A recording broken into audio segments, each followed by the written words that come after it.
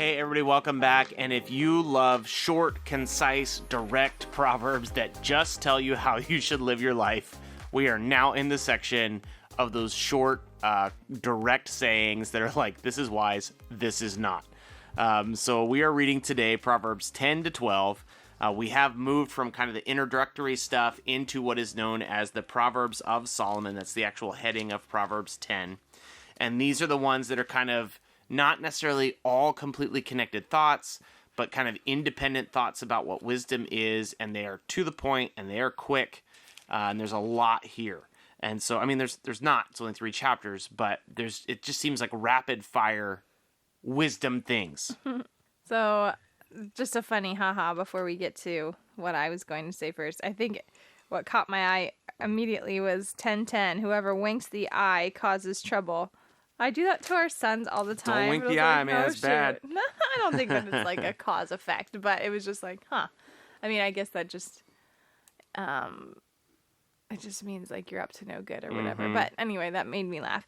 But something I noticed is there's a lot of call outs for women in chapters specifically 11 and 12. I don't know if I found all of them, but I did notice like, oh, there's a couple like specific, I guess, words of encouragement, or not encouragement, words of like wisdom for women specifically. So if you look at chapter 11, verse 16, a gracious woman gets honor. If you see chapter 11, verse 22, like a gold ring in a pig's snout is a beautiful woman without discretion. Chapter 12, verse 4, an excellent wife is the crown of her husband, but she who brings shame is like a rottenness in his bones. So it's just really cool how it's just like it's kind of calling out some of those things that we'll eventually see, I think, in Proverbs 31, which I think is like super well known thanks to this lovely bag company. But it's interesting that like there are these like very definite characteristics of women that are called out, that when women have these characteristics, it is like a crown to her husband, or gracious is like being gracious is like honorable for women.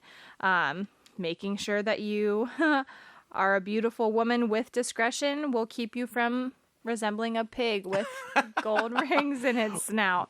But anyway, it's just like, it's interesting that women get this call out like, hey, there is beauty within your, like your graciousness and your, being an excellent wife to your husband. Like just all these cool things that I think is kind of awesome. Like we get a little like shout out here and there. What an offensive figure of speech. Yeah, for real. That's what I was like, wow. It's like a beautiful, foolish woman is like a gold ring in a pig's snout. Yeah. Dang. Yeah. But I mean, it's pretty true though. Like, have you ever seen like a very beautiful woman and then they like open their mouth or say something ridiculous and you're just like, wow, your personality does not match your beauty. I'm sorry. That is a thing. That is a real thing. So I think that's like obviously was a real thing then too. So I'm noticing there's kind of 2 recurring themes that were sticking out to me. One is that it's very wise. It feels weird. We're going to definitely overuse the word wise probably. It's wise to have multiple good counselors, which we talked about yesterday, actually, I think. I talked about yesterday. We're back from the beach, so Jenny can do podcasts now. This idea of wise counsel is just throughout Proverbs. I'm looking at chapter 11, verse 14, where there is no guidance, a people falls, but in the abundance of counselors, there is safety.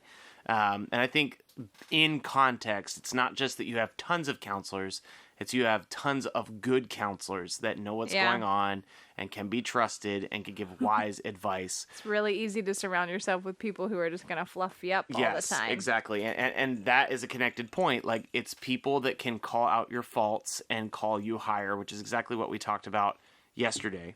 I was going to say, there's another verse that kind of speaks into that. 12:15. I don't know if you had already seen that yourself, but the way of a fool is right in his own eyes, but a wise man listens to advice. Yeah. So that one, I think that one stuck out to me, but it goes along very well with what you're saying. Also, chapter 12, verse 1, he who hates reproof is stupid. Yeah, this one's straight up. I was Our talking boys about get really short upset and about direct. Yeah. Our boys, if they were here, they would say, don't say stupid. Yes, But exactly. I was just like waiting for it to be said, but they're sleeping. So the other theme that I see is just the actual, like, a way that a wise person uses their words. This section of Proverbs talks a lot about how we should be speaking to build people up. We should actually be holding our tongue often. There's a passage in here about those that are like quick to like make deals basically, but a wise person just like holds their tongue. There is something to be said about the Bluffing. wisdom of just being quiet. There's one of those like early American quotes that's like, it's better to be assumed that you're stupid than to open your mouth and prove it. Oh, that's I think that's a like good a one. I think that's should like a have put Ben that in my Franklin. classroom. I think that's a Ben Franklin. It could be somebody else. It is not the Bible. But one of the things it calls to mind. There's so many things in Proverbs that are similar to concepts in James.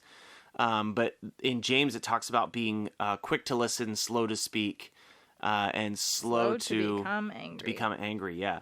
And so that same kind of heart is here in Proverbs 10-13, just being calm, being quiet, being peaceable, not slandering people around you, not picking fights with people when you're not supposed to, but living at peace with the people around you and picking your words wisely. I promised I would overuse that word.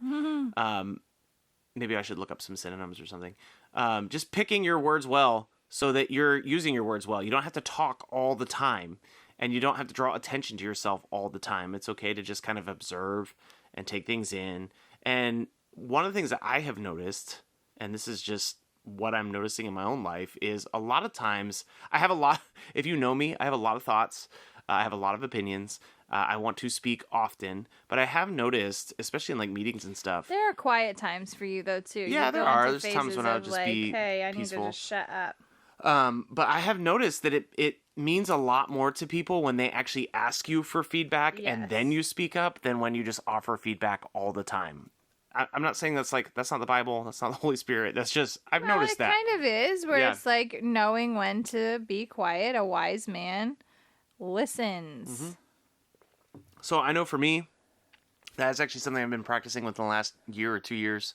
Just like, oh, you know what? It's going to be more meaningful for me to sit here quietly and wait to be called on or wait to be asked. Because a lot of times other people might say something that I'm noticing. Or you actually get like singled out, like, hey, could you tell me what you think about this? And it's like, oh, great. I've been invited in. Now my feedback is more welcome and therefore more valuable and more likely to be acted on. So that was meaningful to me as I'm looking through these Proverbs. So I guess that jumps right into your part. Yeah. What do you think? You're the one who said it. You should probably be the one. I already said it. I think it has been helpful to me, and therefore it may be helpful for you. It might not be. Maybe you're in a season of speaking up. But I do know for me, there are times where I just want to tell people what I see immediately. There are times when that is right. There are also times when that is wrong. And so maybe just discerning like what is happening around you, and knowing when to speak up and knowing when to hold your peace. Sometimes it's knowing actually when to talk to somebody, like if it's in a group of people or if it's off to the side, one-to-one. Or maybe it's letting somebody else speak into the thing that you noticed yourself. There's been a couple times where I've been in meetings and it's like, oh, they actually said what I was going to say. And that's a good thing. Mm-hmm. So not always speaking up is sometimes fantastic. So that's what I would think. I would encourage you to give it a shot. It might drive you crazy.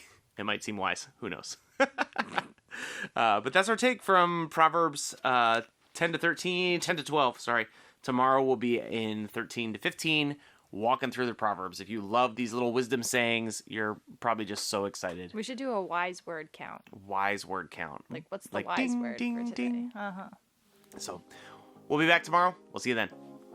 Thanks so much for listening to God's Plan, Your Part. If anything stuck out to you, if you have any questions, or if you'd like to receive a Bible, you can email us at godsplanyourpart@gmail.com. Also, if you're enjoying the podcast, please consider supporting us through the link in our description. We love that you're on this journey with us, and we hope you have a great day. See you tomorrow.